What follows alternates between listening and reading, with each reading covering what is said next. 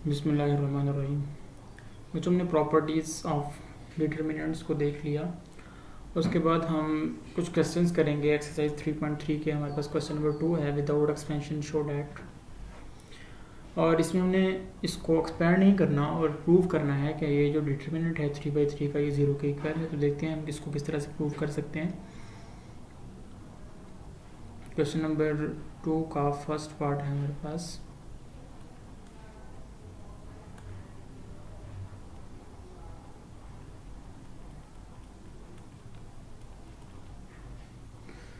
हमने बच्चों प्रूव करना है शो डैट 6, 7, 8, 3, 4, 5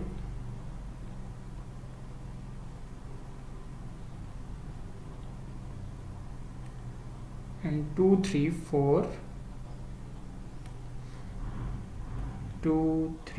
4 ये इक्वल टू 0 है। तो देखते हैं हम इसको किस तरह से प्रूव कर सकते हैं। लेफ्ट हैंड साइड से बच्चों हमने स्टार्ट किया। लेफ्ट हैंड साइड हमारे पास है 6, 7, 8, 3, 4, 5, 2, 3, 4। हमने एक चीज़ पढ़ी थी कि हम किसी भी रो या किसी कॉलम को किसी नंबर से मल्टीप्लाई करके दूसरे रो या कॉलम में ऐड कर सकते हैं। यानी एक कॉलम को किसी नंबर से मल्टीप्लाई करके किसी कॉलम में ऐड कर सकते हैं और किसी रो को किसी नंबर से मल्टीप्लाई करके किसी दूसरी रो में हम ऐड कर सकते हैं। तो बच्चों यहाँ से हम क्या करेंगे, हम जो कॉलम 1 है इसको -1 से मल्टीप्लाई करके कॉलम 2 में ऐड करेंगे। यानी हम यहाँ पे करने क्या लगे हैं, इट इज़ इक्वल टू, हमें पता है कि इससे कोई डिफरेंस नहीं आएगा। हम पहले यहाँ लिख लेते हैं कि हम करने क्या लगे। हमने कॉलम 1 को -1 से मल्टीप्लाई किया तो क्या हो जाएगा, -C1। कॉलम 1 को C1 से डिनोट करेंगे, इधर कॉलम 2 को C2 से, कॉलम 3 को C3 से, और रो 1 को R1 से, रो 2 को R2 से, और इसी तरह सो ऑन। हमने कॉलम 1 को -1 से मल्टीप्लाई किया और किस में ऐड कर दिया, कॉलम 2 में ऐड कर दिया। यानी कॉलम 2 में से कॉलम 1 को सब्ट्रैक्ट कर दिया। और ये लिखा कहाँ जाएगा, जो पहले हम जिसको यूज़ कर रहे थे ना उसमें लिखा जाएगा, यानी कॉलम 2 में लिखा जाएगा। ये कॉलम 1 को हम यूज़ करेंगे लेकिन लिखेंगे किस में, कॉलम 2 में। तो कॉलम 2 में से कॉलम 1 को सब्ट्रैक्ट करेंगे और इसी तरह हम कॉलम 3 में से कॉलम 2 को सब्ट्रैक्ट करेंगे। यानी हमने कॉलम 2 को ये असल में बच्चों ऐसे हुआ है कि हमने -1 से मल्टीप्लाई किया कॉलम 2 को और कॉलम 3 में ऐड कर दिया। और ये हमने प्रॉपर्टी पढ़ी थी कि आप किसी कॉलम को किसी नंबर से मल्टीप्लाई करेंगे और किसी दूसरे कॉलम में ऐड करेंगे तो हमारे डिटर्मिनेंट पे कोई फ़र्क नहीं पड़ेगा और ये हमारा नया कॉलम 3 बन जाएगा। इसी तरह हमने कॉलम 1 को -1 से मल्टीप्लाई किया और कॉलम 2 में ऐड किया और ये हमारे पास नया कॉलम 2 बन गया। तो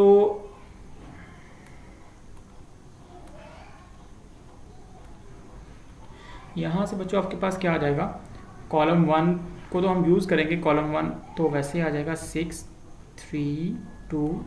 अब जो कॉलम 2 में से कॉलम 1 को सब्ट्रैक्ट करें तो 7 - 6 बच्चों आपके पास क्या आ जाएगा, 1 एंड 4 - 3। ये कॉलम 2 का एलिमेंट है। कॉलम 2 के एलिमेंट में से कॉलम 1 के एलिमेंट को सब्ट्रैक्ट करें, 4 - 3 भी 1 आ जाएगा। 3 - 2 करेंगे तो ये भी 1 आ जाएगा। उसके बाद कॉलम 3 में से कॉलम 2 को सब्ट्रैक्ट किया तो 8 - 7 यहाँ भी 1 आ गया, 5 - 4 यहाँ भी 1 आ गया, 4 - 3 यहाँ भी 1 आ गया आपके पास। तो यहाँ तक हम पहुँच गए हैं। अब ये बच्चों इसको हम इक्वल टू 0 लिख सकते हैं। इक्वल टू 0 क्यों लिख सकते हैं, यहाँ पे हम रीज़न बताएंगे। Because column 2 is identical to column 3। यहाँ पे हम 3 लाइन्स लगाएंगे। Column 2 is identical to column 3। और हमने प्रॉपर्टी पढ़ी थी कि अगर दो कॉलम्स आइडेंटिकल हो जाएं, बिल्कुल सेम हो जाएं, जैसे यहाँ देखो कॉलम 2 सारा 1, 1, 1 है और कॉलम 3 भी 1, 1, 1 है, तो उसको हम इक्वल टू 0 लिख सकते हैं। दो कॉलम्स इक्वल हो जाएं या दो रोज इक्वल हो जाएंगी तो उनको हम, उसका जो डिटर्मिनेंट होगा बच्चों वो 0 के इक्वल आ जाएगा। और रीज़न हमने साथ बता दिया है कि column 2 is identical to column 3। तो इस तरह से हमने प्रूव कर लिया, which is right hand side, so proved. इस तरह से हमने इसको प्रूव करना है। इसी तरह बच्चों हमारे पास इसका सेकंड पार्ट है। सेकंड पार्ट हमें प्रूव करना है 2 3 -1 2 3 -1 1 1 0 1 1 0 and 2 -3 5 2 -3 5 और इसका डिटरमिनेंट भी हमने बच्चों 0 के इक्वल प्रूव करना है। तो इसको हम किस तरह से कर सकते हैं, इसके अंदर हम ढूंढेंगे कि हमें क्या करना चाहिए कि हमारे पास जो कोई प्रॉपर्टी यूज़ करके इसको हम डायरेक्टली प्रूव करें, हमें एक्सपैंड ना करना पड़े।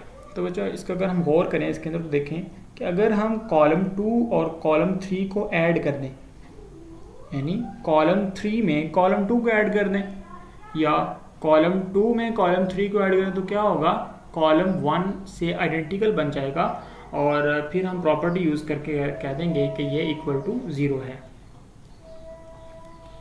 तो बच्चों यहाँ से हम लेफ्ट हैंड साइड से शुरू करते हैं। लेफ्ट हैंड साइड इक्वल है 2 3 -1 1 1 0 2 -3 5 ये आ गया आपके पास।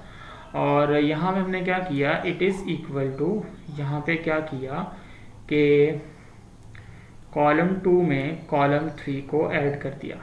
कॉलम 1 तो उस पर तो कोई फ़र्क नहीं पड़ा, 2 1 2 वो तो वैसे रहा, और कॉलम 2 में कॉलम 3 को ऐड करें तो 3 + -1 तो क्या आ जाएगा आपके पास, 2 आ जाएगा, 1 + 0 1 आ जाएगा, -3 + 5 तो बच्चों आपके पास 2 आ जाएगा, और ये -1 0 5 वैसे का वैसे रहा। यानी हमने कॉलम 3 को 1 से मल्टीप्लाई किया और कॉलम 2 में ऐड कर दिया, और हमें पता है कि हमने प्रॉपर्टी पढ़ी है कि इससे कोई फ़र्क नहीं पड़ता। So it is equal to 0, और उसकी वजह हम यहाँ पे लिखेंगे। वजह क्या है, कॉलम 1 और कॉलम 2 आइडेंटिकल हैं। वजह हमारे पास है column 1 is identical to column 3, so proved. बच्चों इस तरह से आपने इनको प्रूव कर लेना है। थर्ड पार्ट देख लेते हैं। थर्ड पार्ट बच्चों हमारे पास है 1 2 3 4 5 6 7 8 9 1 2 3 4 5 6 7 8 9 ये है, और इसको हमने 0 के इक्वल प्रूव करना है। तो बच्चों यहाँ भी जिस तरह हमने फर्स्ट पार्ट किया था कि आप क्या करेंगे, आप कॉलम 2 में से कॉलम 1 को सबट्रैक्ट करेंगे, तो यहाँ पे आपके पास 1 1 1 बन जाएगा। और इसी तरह आप क्या करेंगे, कॉलम 3 में से कॉलम 1 को सबट्रैक्ट करेंगे, बल्कि कॉलम 2 को, कॉलम 3 में से कॉलम 2 को सबट्रैक्ट करेंगे तो 3 - 2 1 6 - 5 1 एंड 9 - 8 1, तो ये कॉलम 2 और कॉलम 3 1 1 1 बन जाएंगे, और वहाँ से हम कहेंगे कि since column 2 is identical to column 3 so it is equal to 0। बड़ी आसानी से हम इसको प्रूव कर सकते हैं। नेक्स्ट चलते हैं बच्चों क्वेश्चन नंबर 3 पे, और देखते हैं कि यहाँ पे हम प्रूफ किस तरह कर सकते हैं।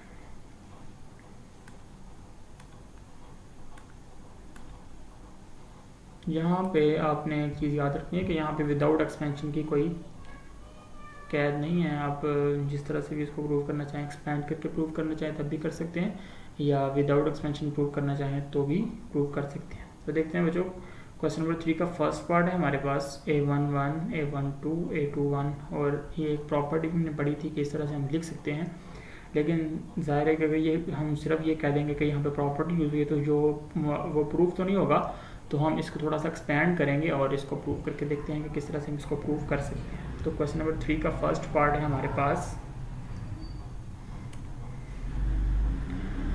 क्वेश्चन नंबर 3 इसका फर्स्ट पार्ट है, हमने प्रूव करना है A11 A12 A13 plus α13 A21 A22 A23 plus α23 A31 A32 A33 plus α33 it is equal to A11, A12, A13, A21, A22, A23, A31, A32, A33 इसका determinant plus A11, A12, A21, A22, A31, A32, alpha 13, alpha 23 and alpha 33। ये बच्चों हमने prove करना है।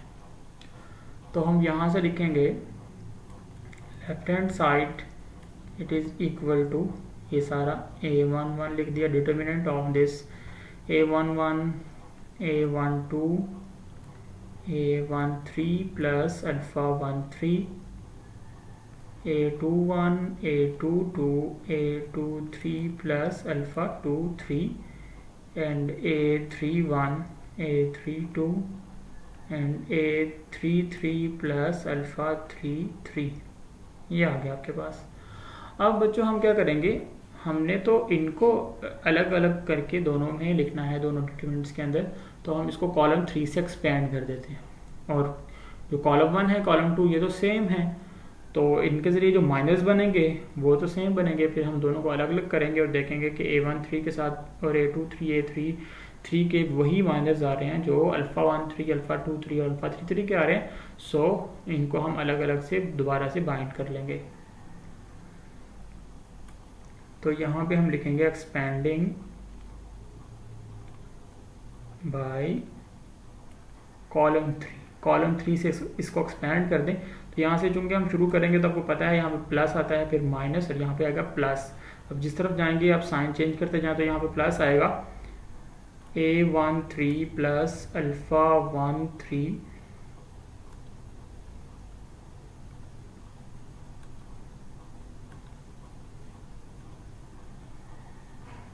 और इसके साथ बच्चों माइनर आ जाएगा। इसकी रो छोड़ दें, इसका कॉलम छोड़ दें, तो आपके पास क्या आएगा A21, A22, A31, A32। फिर अगले के साथ हमने माइनस लिखा, माइनस A23 प्लस अल्फ़ा 23 और इसकी रो छोड़ दें, कॉलम छोड़ दें, इसकी रो छोड़ दी, कॉलम छोड़ दिया, तो क्या बच गया आपके पास A11, A12,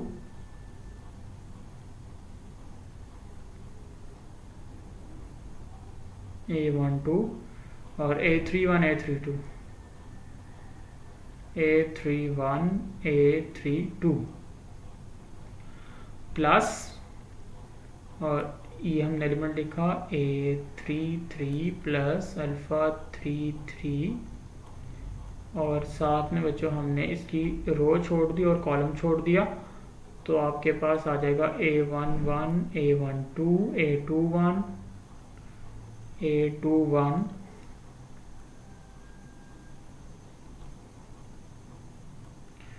एंड A22। ये आ गया आपके पास। अब देखें यहाँ पे दरम्यान में प्लस का साइन है, तो हम इन दोनों के साथ इसको मल्टीप्लाई करके अलग अलग लिख लेंगे, यानी A13 के साथ अलग लिख लेंगे इस चीज़ को, और अल्फ़ा 13 के साथ अलग लिख लेंगे। और जब ये दोनों के साथ सेम चीज़ आ रही है, तो हम A13 वालों को A23 और A3 जो A वाले हैं उनको अलग कर लेंगे, और अल्फ़ा वालों को अलग कर लेंगे, और इन दोनों को अलग अलग से बाइंड कर लेंगे।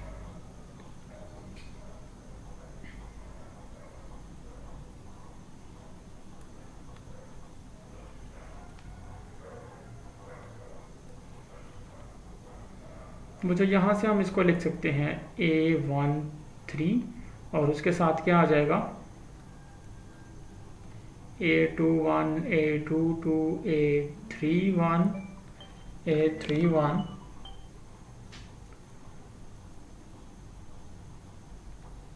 And A32। फिर A वाला के साथ अलग कर लिया, माइनस A23 के साथ क्या आएगा A11, A12, A31, A32। फिर प्लस A33 के साथ बच्चों क्या आएगा आपके पास A11, A12, A21 A22। इसी तरह अल्फ़ा के साथ प्लस α13, तो α13 के साथ सेम चीज़ यही जो लिखी है मैंने यही आ जाएगी, फिर माइनस α23 और सेम माइनर आ जाएगा, फिर प्लस α33 और इसके साथ बच्चों सेम माइनर आ जाएगा। आपने सेम यही चीज़ नीचे भी लिख देनी है। अब देखें यहाँ पे हमें नज़र आ रहा है कि एक्सपेंशन हुई है इस वाले डिटर्मिनेंट की, यानी देखें A13 लिखा और साथ में इसकी रो कॉलम छोड़ा हुआ है और साथ में इसका माइनर लिखा हुआ है, फिर माइनस A23 लिखा है और इसकी रो छोड़ी है कॉलम छोड़ा है और साथ में लिखा हुआ है A11 A12 A31 A32, फिर प्लस A33 और इस साथ में इसकी रो छोड़ के कॉलम छोड़ के बाकी जो कुछ है वो माइनर लिखा हुआ है। इसका मतलब है इस वाले पहले डिटर्मिनेंट की एक्सपेंशन हुई है। प्लस प्लस पे यहाँ पे α13 α23 α33 से यानी कॉलम 3 से इस वाले डिटर्मिनेंट की एक्सपेंशन हमारे पास ये मौजूद है। इसको हम फिल कर लेंगे इसी तरह से, यानी यहाँ पे A21 A22 A31 A32 आ जाएगा, यहाँ पे A11 A12 A31 A32 आ जाएगा and A11 A12 A21 and A22 आ जाएगा। तो वो जो नेक्स्ट स्टेप में हम क्या करेंगे, क्योंकि ये एक्सपेंशन है इसकी, तो इसको इसकी जगह भी सारी की जगह भी ये लिख लेंगे दोबारा से बाइंड करके, और ये जो एक्सपेंशन है ये इसकी है तो इसको दोबारा से बाइंड करके ये लिख लेंगे और हमारा प्रूफ कंप्लीट हो जाएगा। तो नेक्स्ट स्टेप हमारा क्या होगा, इसको आप नोट कर लें, हम नेक्स्ट स्टेप की तरफ चलते हैं।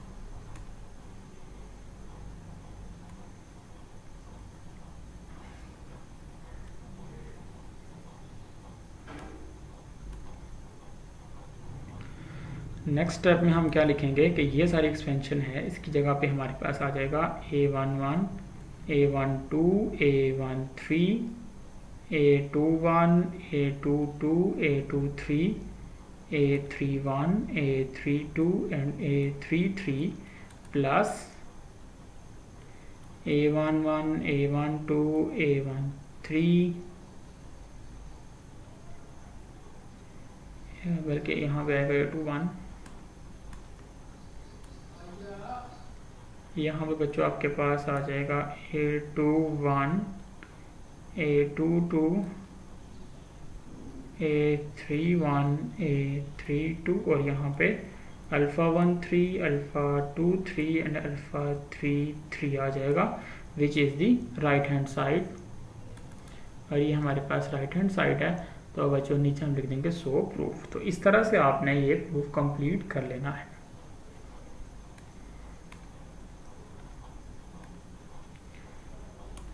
नेक्स्ट है बच्चों हमारे पास इसका सेकंड पार्ट 230 396 215 एंड इसको हमने इसके प्रूव करना है। देखिए हम इसको किस तरह से प्रूव कर सकते हैं। क्वेश्चन नंबर 3 का हमारे पास सेकंड पार्ट है 2, इसको लिखते हैं बच्चों। क्वेश्चन नंबर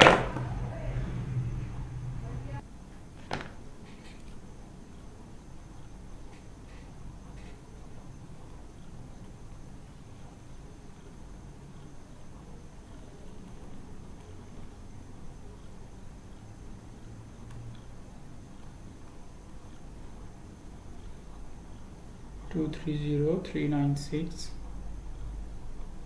396 215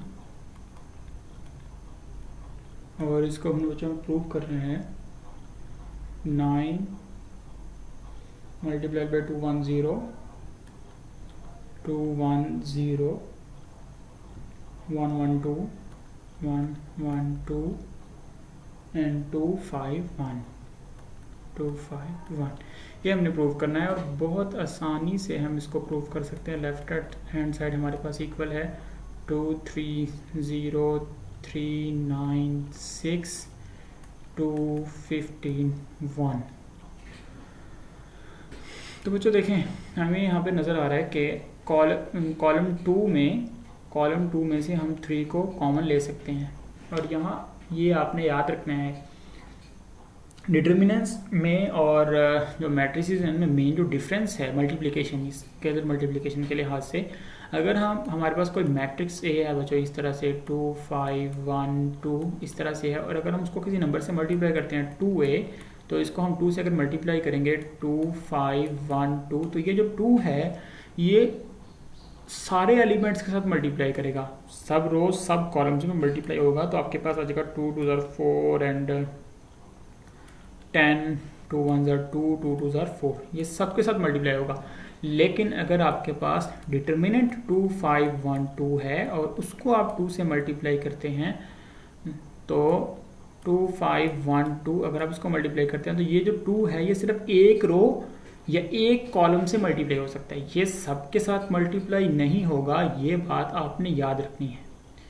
यानी अगर आप क्या करते हैं, आप इसी को आप 1/2 से मल्टीप्लाई भी करते हैं, यानी 2 से मल्टीप्लाई भी किया, डिवाइड भी किया, तो ये 1/2 तो बाहर रहेगा, 1/2 तो बाहर रहा। अब ये जो 2 है इसको आप या तो एक किसी रो से मल्टीप्लाई कर दें या किसी कॉलम से मल्टीप्लाई कर दें, तो आपके पास 2 5 ऐसे आ गया। आप इस 2 को मल्टीप्लाई करेंगे तो 2 1 ज़र 2 और 2 2 ज़र 4, आपने एक रो को मल्टीप्लाई कर दिया, तब ये आपका आंसर ठीक रहेगा, अदरवाइज गलत हो जाएगा। इसलिए आपने इसका ख्याल रखना है। आप अगर आपने मैट्रिक्स में से कोई नंबर कॉमन लेना होगा तो वो सारे एलिमेंट्स के अंदर वो फैक्टर मौजूद होना चाहिए, तब आप कॉमन ले सकते हैं। लेकिन अगर आपने डिटर्मिनेंट्स वगैरह में कोई नंबर कॉमन लेना है तो वो एक रो में अगर मौजूद है फैक्टर तो आप कॉमन ले सकते हैं, एक कॉलम में वो फैक्टर मौजूद है तो आप कॉमन ले सकते हैं। तो यहाँ पे हमारे पास रो 2 में 3 जो फैक्टर है वो मौजूद है, क्योंकि 3 1 ज़र 3 3 ज़र 9 3 2 ज़र 6, लिखेंगे टेकिंग 3 कॉमन फ्रॉम रो 2। रो 2 में से आपने 3 को कॉमन ले लिया, 3 बाहर आ गया बच्चों, आपके पास 2 3 0, और यहाँ से 3 कॉमन लें तो आप यहाँ 1 रह जाएगा, 3 3 ज़र 9 3 2 ज़र 6 2 15 1, ये आ गया आपके पास। अब इसके बाद हमें नज़र आ रहा है कि अभी तक कॉलम 2 में भी 3 कॉमन हम ले सकते हैं।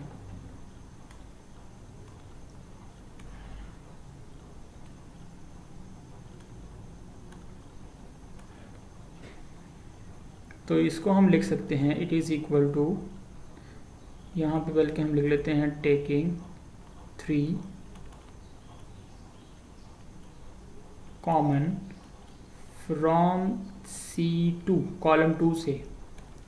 ये आपके पास क्या आ जाएगा बच्चों 3, और 3 हमने कॉलम 2 में से कॉमन लिया, और ये आपके पास आ गया 2 1 2 3 1 ज़र 3 3 1 ज़र 3 और 3 5 ज़र 15 0 2 1। अब ये बाहर दोनों मल्टीप्लाई होंगे तो ये 9 आ जाएगा, 2 1 0 1 1 2 2 5 1, और यही बच्चों राइट हैंड साइड में हमने प्रूव करना था। सो प्रूव्ड। तो अब तक के लिए इतना ही, बाकी क्वेश्चंस इंशाल्लाह नेक्स्ट लेक्चर में डिस्कस करेंगे। अभी तक आप इनको अच्छी तरह से खुद से प्रैक्टिस करके सॉल्व करें और इनके जो प्रूफ हैं वो कंप्लीट करें। नेक्स्ट हम फिर इंशाल्लाह मज़ीद बात करेंगे। अल्लाह हाफ़िज़।